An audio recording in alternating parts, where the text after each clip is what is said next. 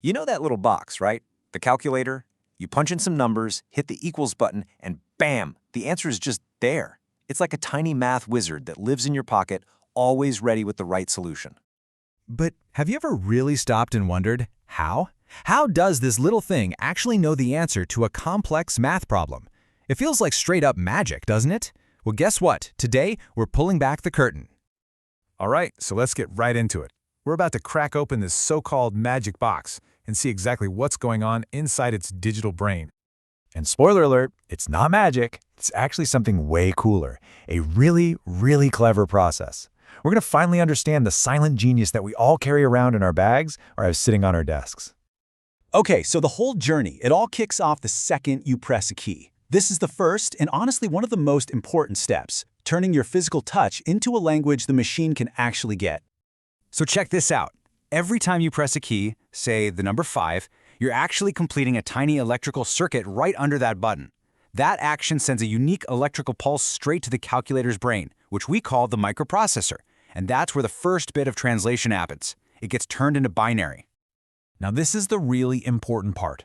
The microprocessor doesn't understand 5 the way you and I do. It just sees that specific electrical pattern and immediately translates it into its native language, binary code. And what's binary? It's just a language made up of two things, zeros and ones, off and on. That's it. Every single number and every single operation, like plus or minus, gets its own unique string of these zeros and ones. All right, now we're getting to the real secret sauce. This is the part where the actual thinking happens. This is the heart of the whole operation. Inside that little chip, you've got millions, and I mean literally millions, of microscopic electronic switches. And these switches are grouped together into something called logic gates. You can think of these gates as the absolute most basic building blocks of, well, all digital stuff. Each one of these gates does a super simple job. Take an AND gate, for instance. It has a really simple rule. If input A is on, that's a 1, and input B is on, also a 1, then the output will be on, a 1. If either one is off, the output is off, a 0. That's it. Simple, right? So here's the mind-blowing part. You take millions of these super simple gates and you arrange them in really clever ways, and suddenly they can do incredibly complex math. So when you type in 5 plus 3, those numbers become binary, and then they zip through a whole series of these logic gates that are specifically set up to do addition. It's like this crazy fast dance of tiny electrical signals. Okay, so the math is done. We have an answer. But it's still just a bunch of zeros and ones. Pretty useless to us, right? So now the calculator has to translate it back into something we can actually read on the screen. And real quick, let's not forget about memory. The calculator has to have a little bit of short-term memory to hold on to the numbers while it's working. I mean, without it, it would forget the 5 by the time you typed in the 3. And this is the final leg of the journey. That binary answer gets sent to another little chip called the display controller.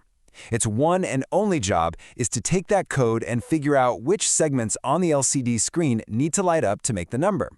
For our example, 5 plus 3, it lights up the segments to form a perfect 8. And poof, there's your answer.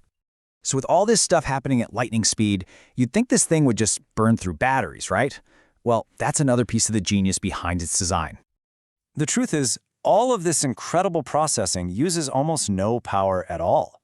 Those little logic gates are incredibly efficient. That's why a calculator can just keep going for years on one of those tiny button batteries. Some don't even need a battery. That little solar panel is more than enough to power the whole show. So next time you go to figure out a tip or do your homework, just take a second to think about what's really happening. It's not just an answer appearing. It's this incredible, super fast dance of signals, code, and millions of tiny switches, all working together perfectly. It really is a little marvel of engineering that we totally take for granted every single day. So I've got to ask you, what's the biggest, wildest calculation you've ever thrown at a calculator? Drop it in the comments below. I'd love to hear it. And hey, if you feel just a little bit smarter now, do me a favor and hit that like button and subscribe so you don't miss our next deep dive.